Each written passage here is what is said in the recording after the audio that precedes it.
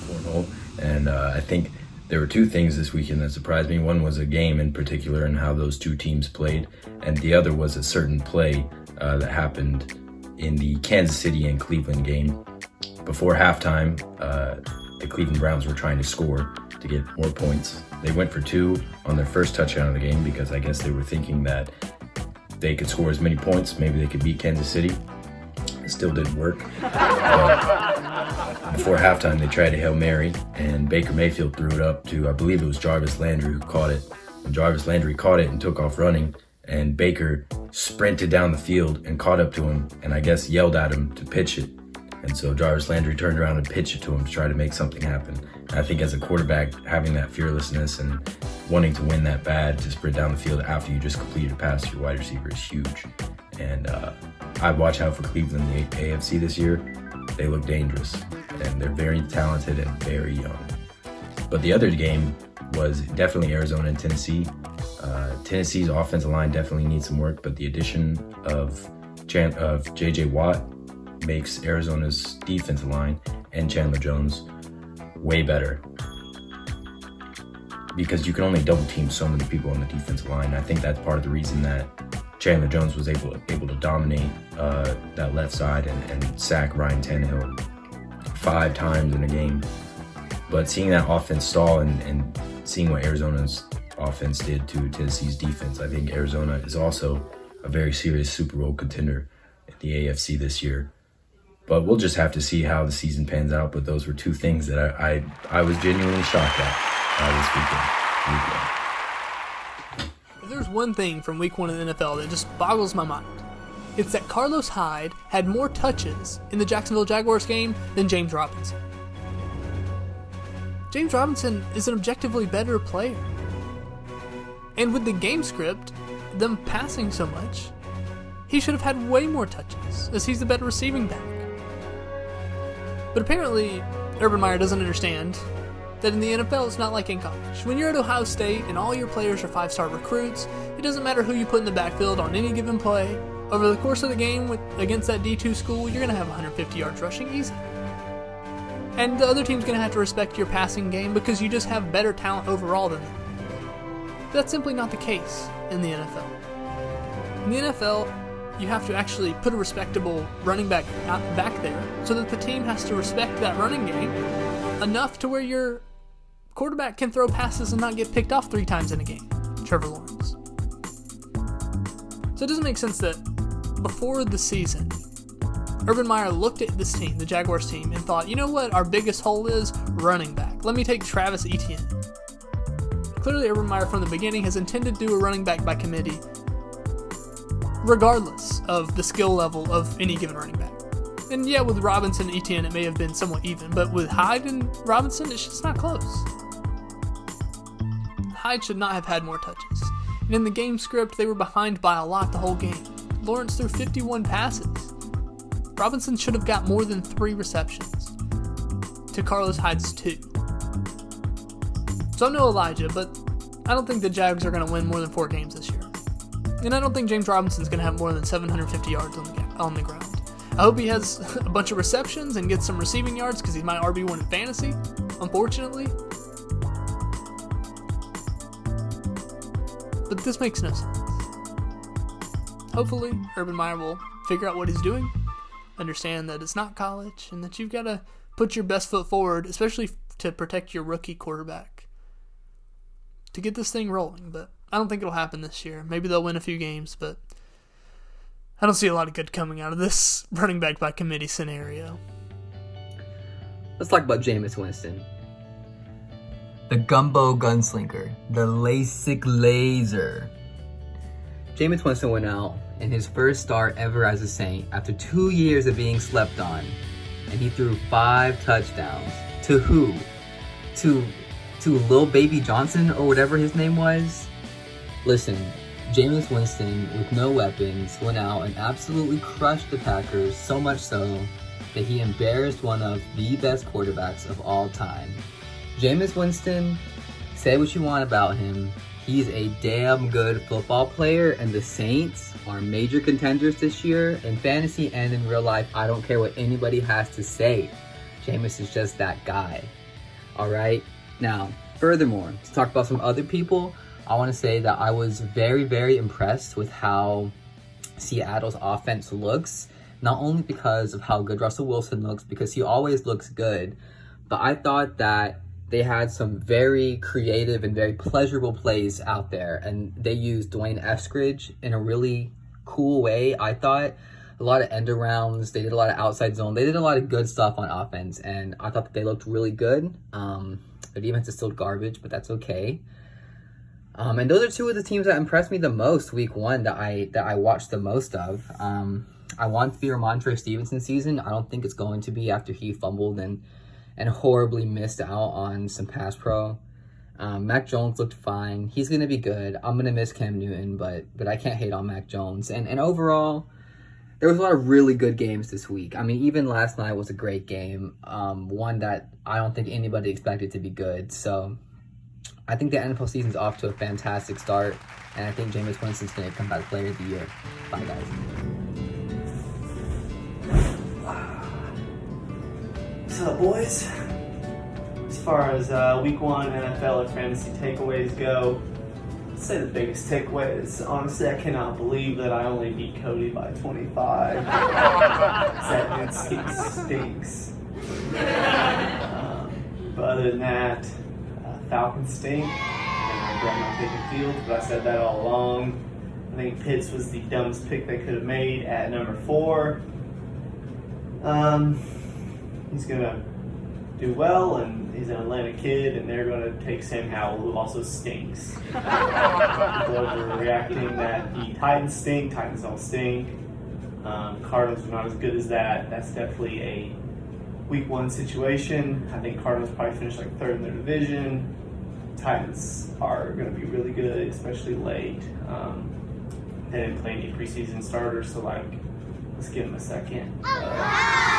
People also overreacting on Jalen Hurts. Kid's going to be decent in the NFL for a few years, but he's going to ultimately stink. I cannot believe that the Giants lost to the Broncos. Teddy Bridgewater kind of stinks. But yeah, week one kind of reconfirmed some things.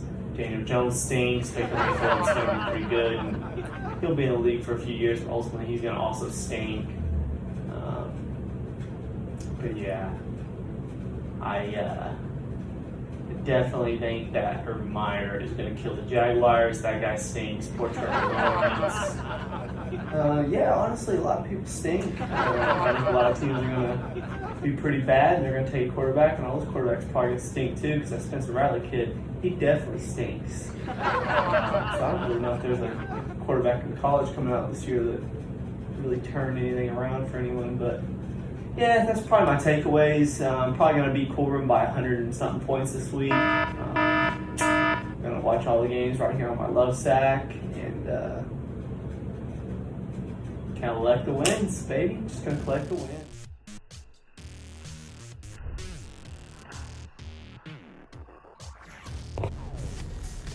What's up, boys? Coming at you live from the comfort of my truck right now. Hopefully the quality of this video is up to par to throw into this collage that Corbin's going to create. A few things kind of stood out to me this past week. I did not get to watch a whole lot of football because we were on vacation. But just recapping and seeing some of the things on social media, there's a handful of things that I saw and I read that were interesting, to say the least. The first being big Jalen Hurts stand right here, obviously. I saw where he has more 300-yard passing games in his career than Lamar Jackson does in his entire career, which is pretty astounding. I know a lot of you guys are not fans of Jalen Hurts, and so we'll see. I think he's got a potentially tough matchup this week, so we'll see how that pans out. I mean, he absolutely torched Atlanta, but it's Atlanta. Our defense isn't great, clearly and unfortunately. The other thing, which I don't know if I've seen really a ton of, is Rashawn Slater absolutely shutting down Chase Young. I think there were something like 53 dropbacks, and he had like total protection on Justin Herbert, which is pretty incredible. So, those are my two things. Jamar Chase decides that he finally can see the ball and wants to use his hands, and that's all great and all. We'll see how that pans out the rest of the season. I think Devontae Smith will be the wide receiver 1 from this class, at the end of the season, but we'll see what happens. Until next time. All right, boys. So week 1 interview. Real quick, Tennessee isn't that bad. Don't worry about them. Atlanta looks bad on both sides of the ball. And Jacksonville just start over because Urban Meyer is not the man for the job. All right, what I really want to talk about is who I think at least will be in the Super Bowl. All right, so from the NFC, I think it's the Rams. Sean McVay has wanted to run this offense since he got to LA, and he's finally got a quarterback. Fantasy-wise, I think you can just go ahead and start your Rams. Stafford, I think, is easily a top 10 quarterback this year. Kupp and Woods could potentially both be top 10 receivers. And Higbee, I think the pool is very shallow, but I think he's easily a top 10 tight end if this offense stays consistent. Defensively, I am a little bit worried, but so far all the defenses have looked a little subpar in my opinion. And I think this is just the year everything comes together for McVay and the Rams and for Stafford. And then in the AFC, again, I've been saying this for the last 2 or 3 years, I feel like, but the Cleveland Browns, I think it's their year. That defensive line is deep and it's scary. It's going to torment offenses all year. Their offensive line leaves a little bit to be desired, but I think they'll figure it out there. That offense, or the wide receivers, you look at it and I think it's deep, and I think they're going to have guys. Landry looks like Landry. Schwartz looks good so far. OBJ will come back and we'll see how he does. I think Chubb is going to be the rushing champion this year.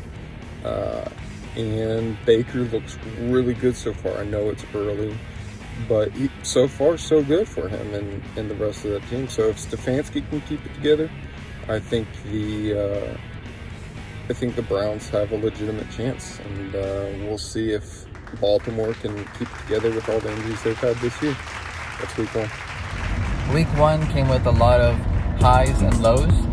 One high being just many surprises, and one low being a couple of disappointments that we didn't expect just because of the expectations and projections that we placed on people.